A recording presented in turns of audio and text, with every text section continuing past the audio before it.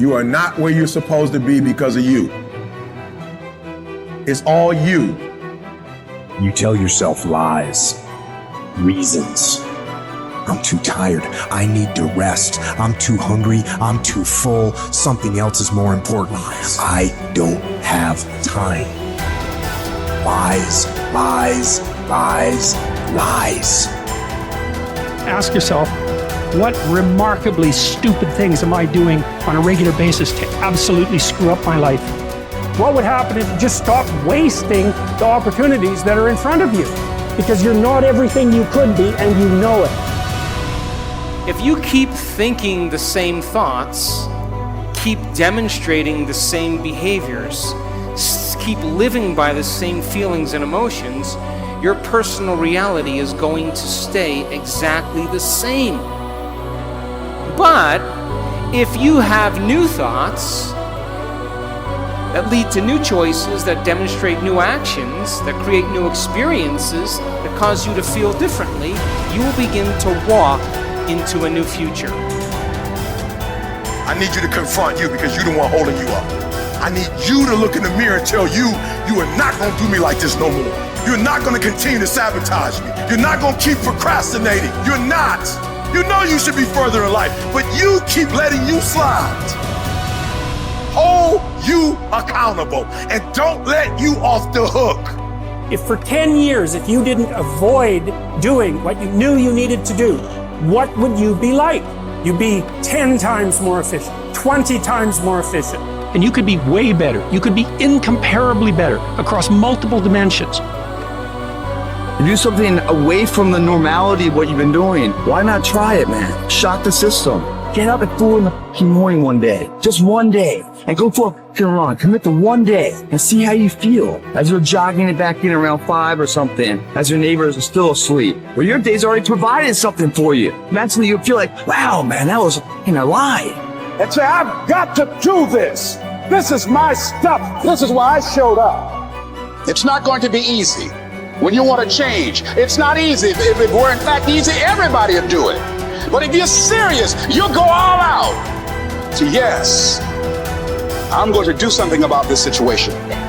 You do what it is you're supposed to. You're supposed to build something. You're supposed to create something. I don't know how to do it. Learn. The question is not, is it possible for you to be a millionaire? Is it possible for you to have all your dreams become a reality in your lifetime? Yes, it is possible. But the real question is, have you made the decision? Once you make a decision and you go all in and you say, I ain't quitting till I get there. I ain't giving up. I ain't giving in. I'll do whatever it takes to be successful. And when you make that decision, when you look you in the mirror, when you tell yourself that, look, I'm through, I'll do whatever it takes, I guarantee you, that's the day your dream begins to happen.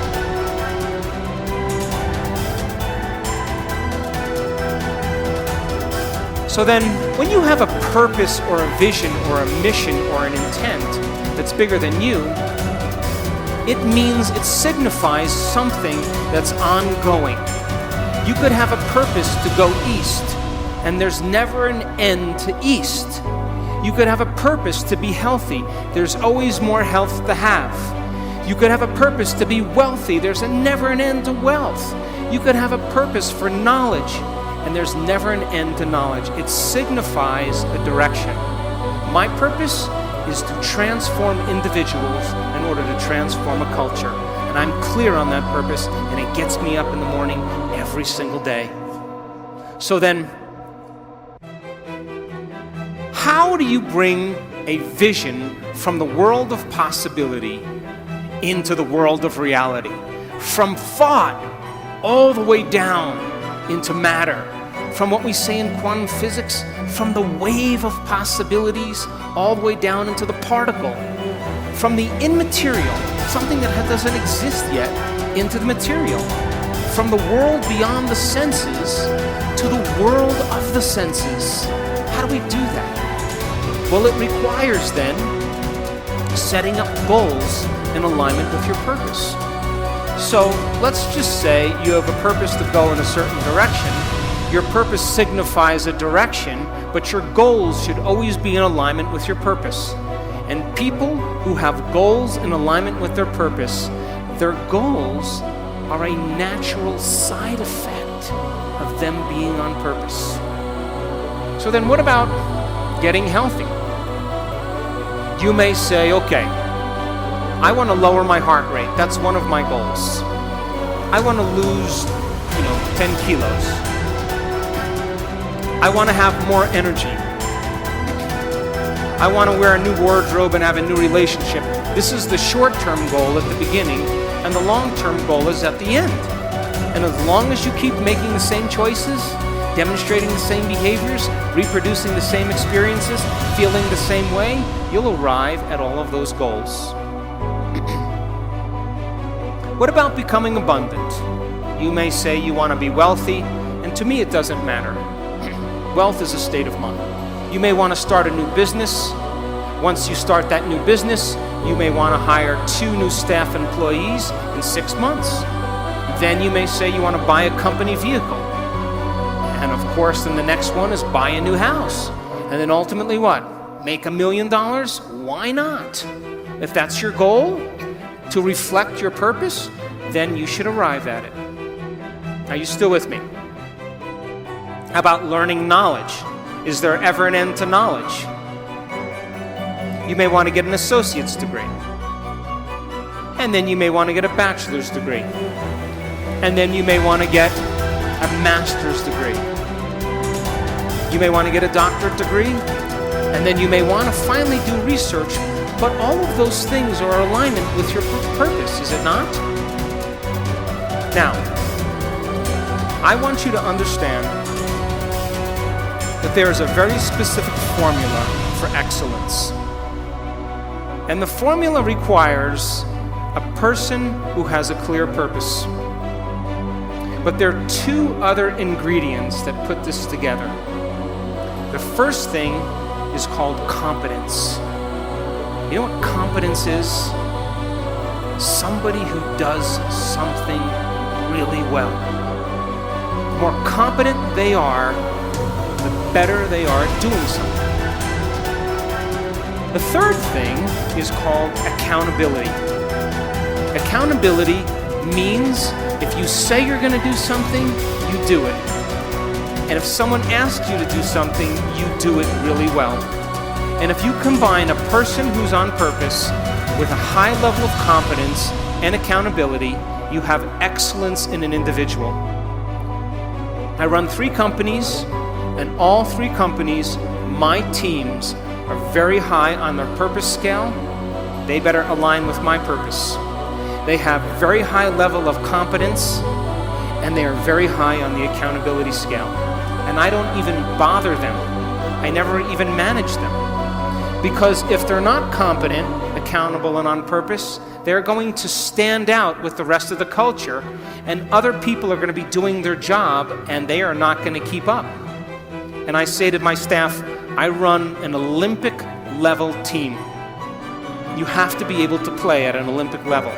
If you can't be competent and accountable on purpose, there's nothing personal. We just have to cut you because we're moving at a fast pace. Be someone who is cool under pressure. Value serenity instead of outrage. It seems that our culture is moving in the wrong direction here. If you are blessed enough to not be on social media, you might be surprised to learn that the angriest, most passionate public figures are rewarded with the most clicks and biggest audiences. Our culture has begun to confuse passion with substance, reward the loudest and angriest voices, and thus incentivize behavior wholly at odds with stoic wisdom. The number of decibels your voice hits as you scream about how right you are is not necessarily an indicator of how much sense you are making. As a society founded on reason and Western Enlightenment ideals, we must hold ourselves to a higher standard. We have to collectively stop allowing emotion and passion to pass for reason and factual debate. The media's goal is to literally challenge your ability to be still. A tough American intent on improving upon their current self, is not tricked into an emotional reaction by these headlines. You do not write an angry tweet. You do not hurl an insult. You are cool and measured and skeptical. You are curious what the agenda of the journalist might be and what facts or context they might be leaving out.